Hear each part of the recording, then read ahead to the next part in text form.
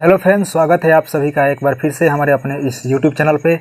दोस्तों, आज की इस वीडियो में हम लोग सीखेंगे कि फलन क्या होता है। फलन बहुत ही एक इम्पॉर्टेंट टॉपिक है।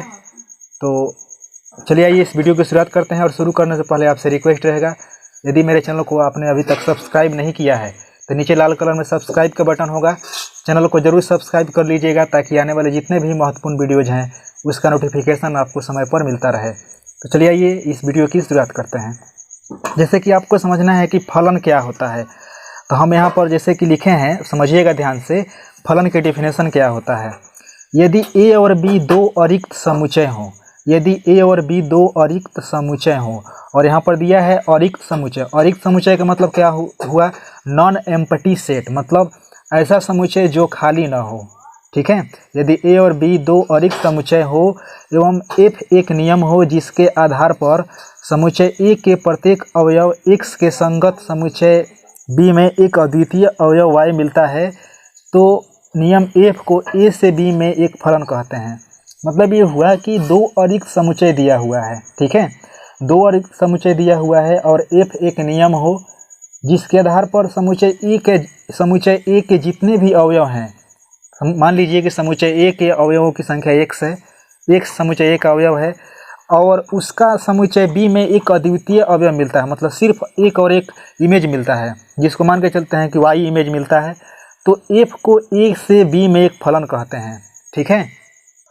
और फलन को निम्नलिखित प्रकार से दर्शाया जाता है। फलन को इस प्रकार दर्शाया जाता है, जैसे मान के चलिए हमें फलन को दर्शाना है तो लिख देते हैं f, और यहाँ पर लिख देते हैं f के बाद ये दो बिंदु दे देते हैं, इसको सच दैट बोलते हैं, f सच दैट।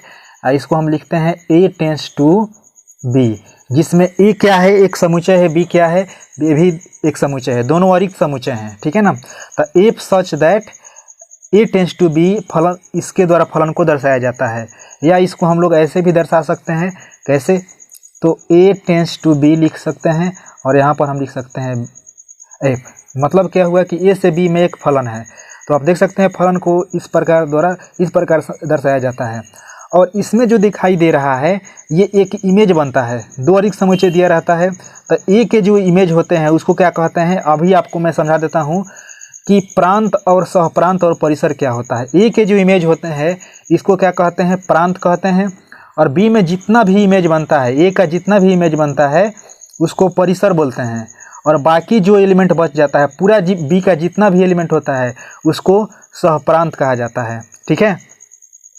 और एक और बात का ध्यान रखेंगे, प्रांत को प्रभाव क्षेत्र भी कहा जाता है, अंग्रेजी में डोमेन कहा जाता है।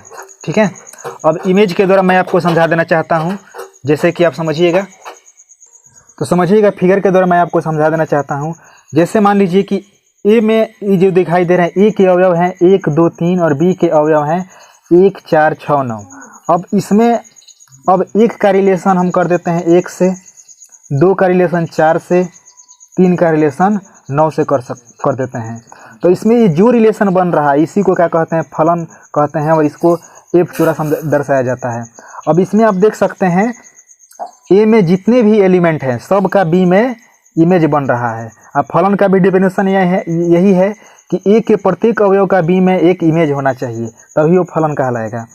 अब देखिएगा, समझिएगा ध्यान से। अब a के जितने भी एलिमेंट दिखाई दे रहे हैं इसको क्या बोलते हैं? इसको प्रांत बोलते हैं। ठीक है ना। प्रांत या प्रभाव क्षेत्र कहा जाता है। और अंग्रेजी मीडियम वाले बच्चे ध्यान रखेंगे, प्रांत या प्रभाव क्षेत्र को अंग्रेजी में क्या कहा जाता है? डोमेन कहा जाता है। ठीक है ना। आपको बार बार सुनने को मिलेगा, एक बहुत ही ये शब्द बहुत ही बार बार यूज होगा ये शब्द, प्रांत या प्रभाव क्षेत्र। हमेशा आप ध्यान रखिएगा, इसको अंग्रेजी में डोमेन कहा जाएगा। और उसके बाद ये जो बी समुच्चय बी के जितने भी अवयव हैं इस सब को क्या कहा जाता है? सबको सहप्रांत कहा जाता है। बी में जितने भी अवयव हैं, मैं बी की बात कर रहा हूँ, इसमें जितने भी एलिमेंट है सबको क्या कहते हैं? सहप्रांत कहते हैं। अगर हमें मान के चलिए प्रांत या प्रभाव क्षेत्र लिखना है तो हम कैसे लिखेंगे? ऐसे लिख सकते हैं 1 2 3 देकर लिख सकते हैं। ठीक है ना। लेकिन अगर हमें सहप्रांत लिखना है, सहप्रांत, तो सहप्रांत क्या हो जाएगा? तो सहप्रांत लिखने के लिए बी के जितने भी एलिमेंट है सारा एलिमेंट आ जाएगा। जैसे कौन कौन से हैं? 1 4 6 9, ये क्या हो जाएगा? सहप्रांत। तो अब रह गया बात कि परिसर क्या होगा। तो परिसर भी काफ़ी आसान है। परिसर निकालना काफ़ी आसान है। आपको क्या करना है, इसमें जितना जितना का इमेज बना है, ए के जितने भी एलिमेंट हैं, इसका जितना भी इमेज बना है वही क्या होगा, परिसर कहलाएगा। जैसे 1 का 1 इमेज बना, 2 का 4 बना, 3 का 9, यानी परिसर हमारा क्या हो जाएगा, 1, 4 और 9। ठीक है, तो इस प्रकार किसी भी फलन का प्रांत, सहप्रांत और परिसर आप आसानी से याद कर सकते हैं। तो मुझे आशा ही नहीं, पूरा भरोसा है कि इस वीडियो में मैंने जो भी जानकारी दिया हूँ आपको 100% समझ में आया होगा। अगर कहीं कमी रह गया हो तो आप हमें कमेंट करके ज़रूर पूछिएगा, आपके कमेंट का इंतजार रहेगा। तो मिलते हैं अगले वीडियो में, दीजिए इजाज़त, नमस्कार।